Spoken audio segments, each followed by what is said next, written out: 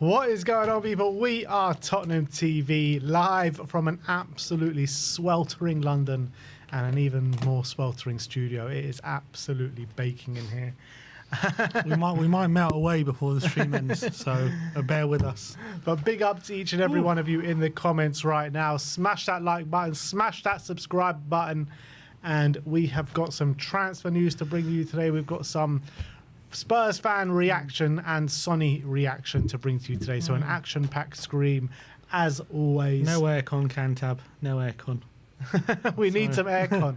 Anyone want to donate some aircon to us? We are it's struggling. absolutely sweltering. But talking about things heating up, should we get into Kudus? Oh, it's very smooth, sir. Very smooth. Very smooth. Yeah, let's get into the Tottenham update. But before we get into Kudus, we've got the Times and the Athletic just relaying what our targets are this summer. If any of you didn't know, Paul Joyce from the Times says that Thomas Frank is keen to see some players in person before making that final decision on their futures with the club. Tottenham are exploring their options in the market, though, as they are looking for a central midfielder and a wide forward. And the Athletic also said that Tottenham have explored the possibility of adding another fullback. Any guess who that fullback could be? A couple of guesses. I've only got one guess. Most likely going to be our old, maybe Walker. Carl Walker? Maybe City won't let him go. Would you take Walker? Or Walker Peters? Walker's the count as club trained, would he? No. So it has to be Walker Peters. Going to have to be Walker Peters. I'll take Could be Carl Dennis Walker. Cirkin. I'll take Carl Walker over Walker Peters, no? No, because we need club trained. If he was club trained, though. But he's not. Yeah, it's going to be Carl Walker Peters. But I don't see any. Denzel Dumfries was club trained. I'll take him. I don't see. I don't see an option but bring in one of those two, just because we don't have the squad space. We've been through a million times.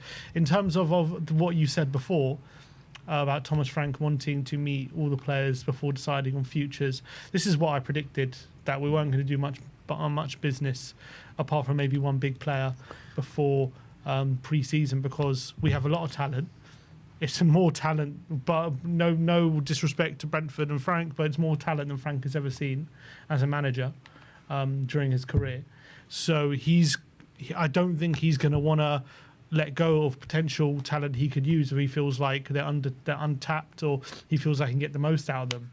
Obviously, there are situations where even if he wants to keep them, let's say he looks at Basuma and he really likes the look of him, that situation still doesn't really change, because unless he's willing to give him a new contract, he's going to have to be sold.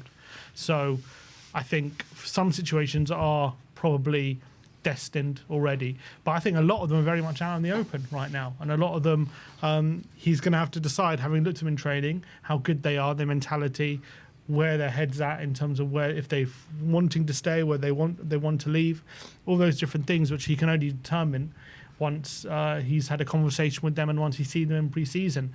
And because he's a new manager coming into a new club, that's going to set us back a bit, and we just have to, and we're going to have to be patient with it. Unfortunately, I think that's just reality, which is obviously one of the drawbacks and the reservations I had about obviously sacking Ange and bringing in a new manager would have this situation.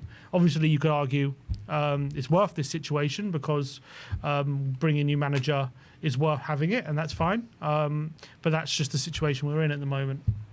Yeah, you always seem to bring it back to Ange Postecoglou somehow. I'm just saying, that's the reality. Like, I think for me, obviously, if Ange was staying, he would have gone into the summer knowing exactly what needs changing, what he wants, and all that, and we can move quicker.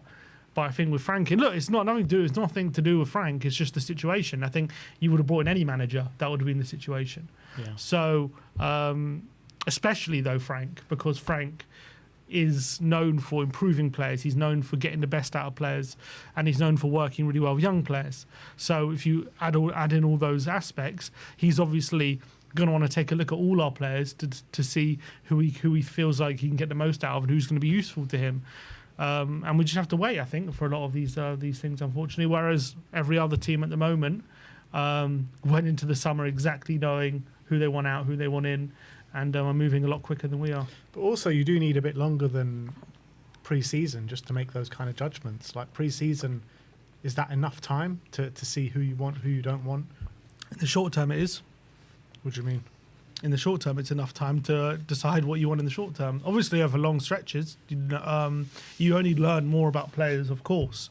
Over long stretches of time, over the season, he'll learn more out of his players. But obviously, in the summer, we have to make quicker, snappy decisions about what we want out of this transfer window. So he is going to have to make some snap judgments, of course. Not to say during the season he won't learn more, but he has to.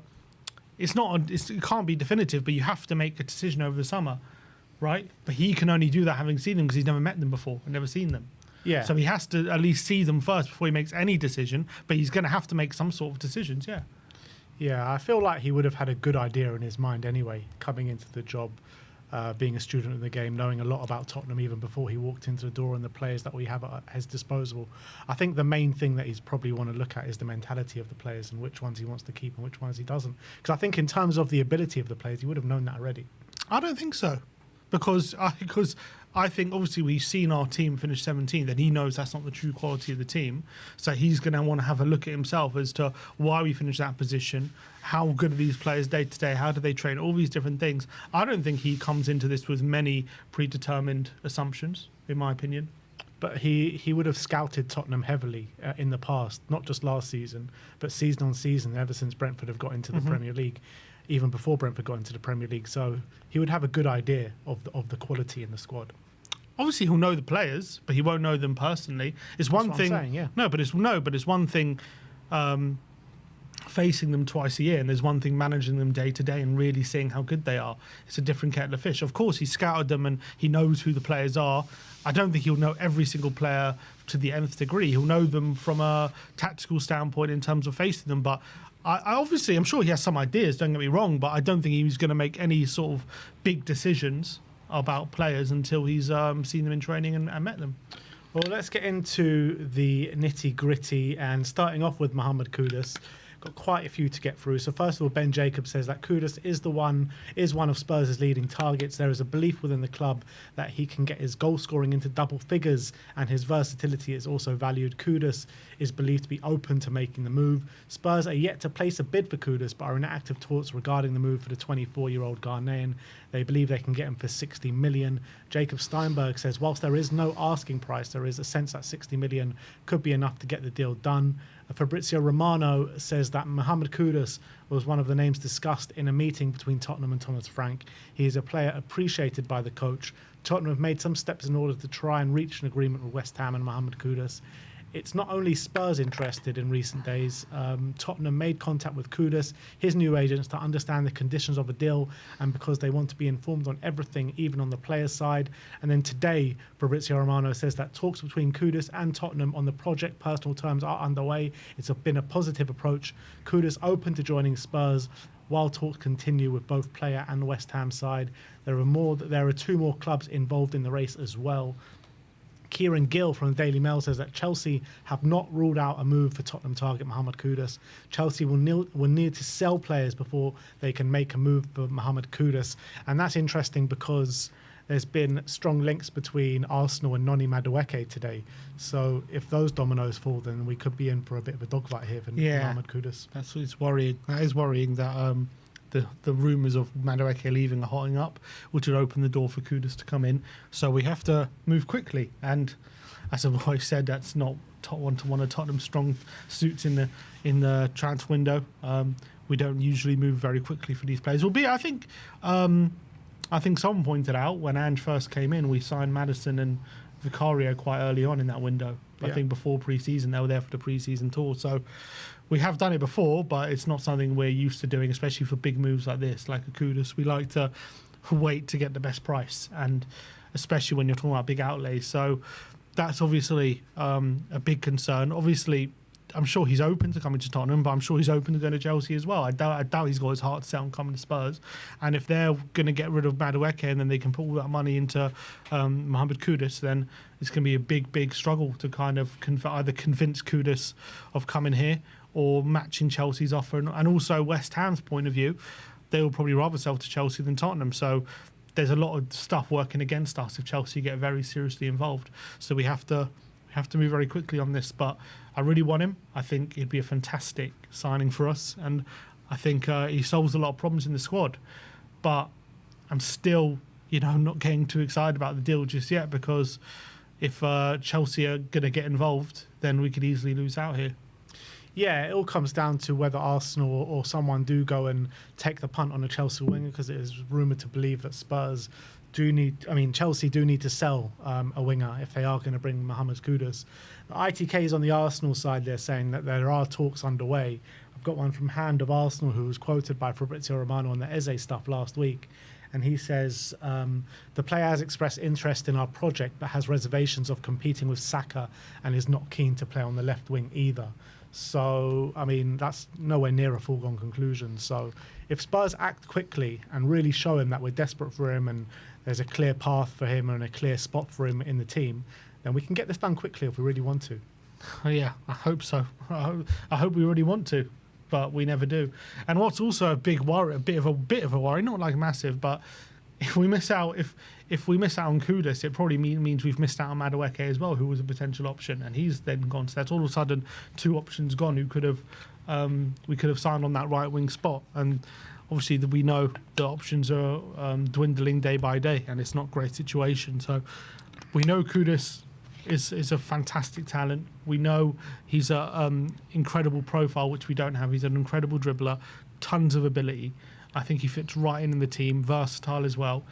Yes, there's a few maybe problems to iron out when it comes to mentality potentially and attitude, and you have to speak to him and work out where his head's at. But if he can pass the character test, then we've got a real player on our hands. And I agree, we have to move quickly, but I'm worried we're not going to. Yeah. Or I'm worried that even Kudus might hold out for the Chelsea move to open up, and that's what I'm worried about as well. Next up, let's talk about Antoine Semenyo. Just a quick one. Ben Jacobs says that Spurs won't revive their Semenyo interest unless Bournemouth's price tag of £65 million is lowered. I do feel like if we do miss out on Cudas, Madueke's gone as well, we might be forced to overpay on Semenyo. Yeah, that's the worry. I think that's kind of what I predicted at the beginning of the window. We'll probably end up overpaying for Semenyo. And obviously I do think he's a good player. Obviously, I do think 65 million is a bit of a ridiculous fee for him, but at the end of the day, beggars can't be choosers. If we really believe he's going to improve us and could potentially have levels to go, then it'll be worth doing. But at 65 million, if Kudus is available for similar, obviously he's, for me, a player with much more ability, in my opinion, and potential. So I'd much rather Kudus, but you might have to settle for him, unfortunately. Anthony Alanga, news on him is also doing the rounds today, and Graham Bailey says that Alanga is on the radar of a host of Premier League clubs. We can confirm that Arsenal, Chelsea, Tottenham and Villa all appreciate the Swedish star. Newcastle have already had a big bid rejected for Alanga, so it remains to be seen what price point actually Nottingham Forest are willing to sell for. But host of Premier League clubs in for Anthony Alanga. But he's like the opposite to what Kudus is. Like, very different. He's a guy who runs in behind, gets into the box and finishes things, and much more of a goal-scoring threat in that sense. And he's one who kind of plays on the last line, and he likes early passes into space. Kudus is completely different. So it's just a different profile of player. So it tells me we're not going to specific profile. We're just going to basically give Frank decent players and see what you can do. That's not a great way of going about it. But I like Alanga. But I think if they're rejecting 45 million, again, I think anything above that's overpaying. I think I'd probably rather Semenyo as well. You'd rather Semenyo over Alanga? I'm not sure. I think they're both really good players. They both. Didn't Alanga have better output than Semenyo this year? Or yeah, but we have a lot of players like Alanga. We don't need another Alanga. It's true. Yeah, to be honest, I think I tend to agree with you. I prefer Semenyo, and I think Frank can do a bit more with Semenyo. But I think if we were to bring in Alanga, I wouldn't be like... I think it'll be slightly underwhelming, but I wouldn't be like angry or disappointed. Don't get me wrong, I'm not going to have pitchforks outside of White Hart Lane if we sign him. I just don't think we should. You won't have pitchforks out if we finish 17th. Huh? Oh, yeah, we won Europa League, bro. Harvey Elliot is another name doing the rounds over the last 24 hours. A couple of publications speaking about it. One called The Boot Room, saying that Tottenham are said to be interested in Liverpool star Harvey Elliott, who is being linked with a move away from Anfield this summer. Spurs have approached Liverpool over Elliott to see whether he'll be available this summer. The Bleacher Report are claiming that nearly half of the Premier League have inquired about Elliott this summer, including former club Fulham, Newcastle, Tottenham, Everton, Brighton, Palace, Leeds, Brentford and West Ham, who are all closely monitoring him. It is asserted that Arne Slot's men are open to selling the midfielder this summer, and they are demanding a fee in excess of £40 million for his services. Liverpool midfielder is also attracting interest from the Bundesliga, with Borussia Dortmund, Bayer Leverkusen showing interest in the youngster. However, the most serious interest is coming from Jurgen Klopp's team, RB Leipzig, surprise, surprise, and he is keen on reuniting with Elliott. Leipzig view the England under-21 international as a replacement for Javi Simons, so there could be a few moving parts there. And David Ornstein gave an update on Harvey Elliott today, and he said that Elliott is attracting significant interest this summer. Liverpool would want in excess of 40 million with a buyback option, or above 50 million without one. Yeah. Crazy money for Harvey Elliott. It is crazy, but I also think he could be worth it. I really do. I really like him. I think he's a quality player. I think it's tough for him at Liverpool getting the minutes that maybe he should be because of the quality they have, and he's obviously a younger player. How long ago was he had that serious injury, broke his leg? Obviously that held him back quite a lot in his career, but I think he's getting that confidence back. You saw him at the under-21 tournament, absolutely flying. Player of the tournament. Unbelievable performance from him in that tournament. He was pretty much every game man of the match. I think most of the time I see him for Liverpool, he's pretty good, to be honest. I think where would he fit in for Spurs? That's the thing. I'm not sure where his best position is. I do think his best positions are probably number 10, like kind of Odegaard kind of position, that right number 10 kind of position, cutting inside. He can obviously do a decent job out on the right wing, but he's more of like when he plays in that position, he's more like when like Bernardo Silva plays there. Like he can do a job there, but we wouldn't classify that as his best position. But he can play that role to quite a good level. Obviously, 40 million is expensive, and I wouldn't probably pay that right now because I'd rather pay a bit extra, maybe go for a Simons or go for someone who's more of a specialist right winger like a Kudus in that position. But I understand the appeal because I do think he's a fantastic player, really good technically, got a great left foot. The only problem is he's a bit of a dickhead. That's obviously one of the issues. He's not a very nice guy, and obviously he's had multiple things happen in his career, which shown he's not a great Is he the one that with the character. whole Harry Kane thing? Yeah, that was him. And you saw how he was behaving in the final. I mean, I do like a bit of shithousery, but he's not particularly a pleasant person, put it that way. It seems, anyway, from the outside. I don't know him personally, but from what I can see. So that's obviously, I don't know if he fits in with the no dickheads policy from Frank. I think he's a professional. He wants to work and he wants to play well and he wants to try hard on the pitch. And I think I don't know if Frank meant like shithousery and stuff like that about the no dickheads policy, but I feel like he's a player that Frank would like, to be honest. I really believe that, and I think I just can't see where he fits in the squad unless one of our central attacking players are going, like Kulusevski or a Maddison, or Kulusevski's moving out wide, but it doesn't look that way. He's basically like Decky, isn't he, in terms of position? Yeah, so unless one of them is going, I just can't see where he fits in. Yeah, I agree with that as well. So I don't know about spending 40 million on him. I'd rather... And also, if you're spending 40 million and they're insisting on a buyback clause, that's not a spot that you want to be in. I also agree with that. You know, that's for a Brighton, not for Tottenham. Yeah. Not even... Brighton probably wouldn't even do that. They might do, if it's only a high for buyback like clause. a very high one. If only it's for a good one. very high one. You know, you add a 70 million one in there, they'll probably do it. Let's talk about Cuti Romero. Paul Joyce from The Times says that Tottenham believe Romero is one of the best defenders in the world and will only consider selling him if they receive an offer which reflects that status. Atletico and Tottenham are some way apart in their valuations of Cuti Romero. Sebastian Vidal says that Romero is close to agreeing personal terms with Atletico Madrid. Talks between Tottenham and Atletico are progressing well. So again, it's the same kind of narrative as yesterday, where the foreign journalists are all saying that this deal is progressing, and everyone from inside the UK are all saying that there's nothing happening here. Well, they're not saying there's nothing happening. They're just saying they want more money. Essentially, that's what I'm hearing. Yeah, but the ones from outside are saying it's progressing well. The ones from inside are saying that they're nowhere near the valuations.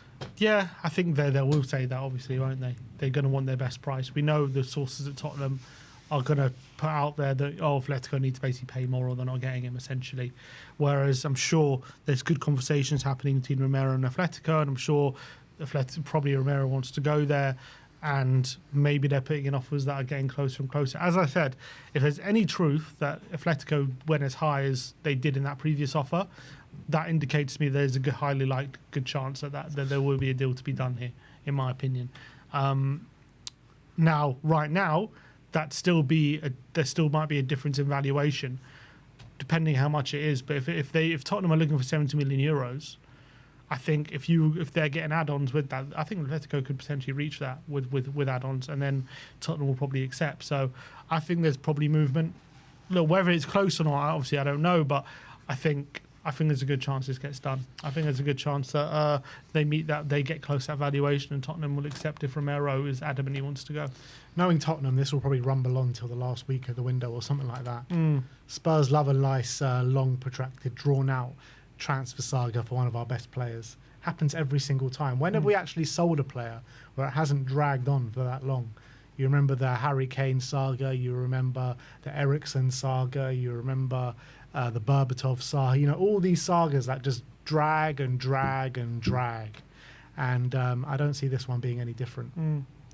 So last but not least, we're going to talk about Richarlison. A report coming out from The Sun saying that Richarlison is set to leave the Premier League as he looks to reset his career overseas.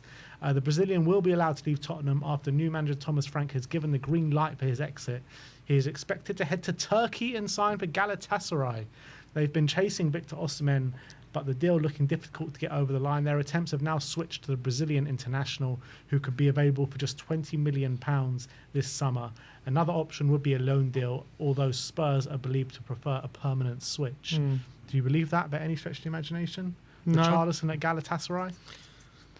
I think he's probably got his heart set on still playing in either the Premier League or a good league, in my opinion. If they can land Osimhen, why can't they land Richarlison? Because they did land Osimhen,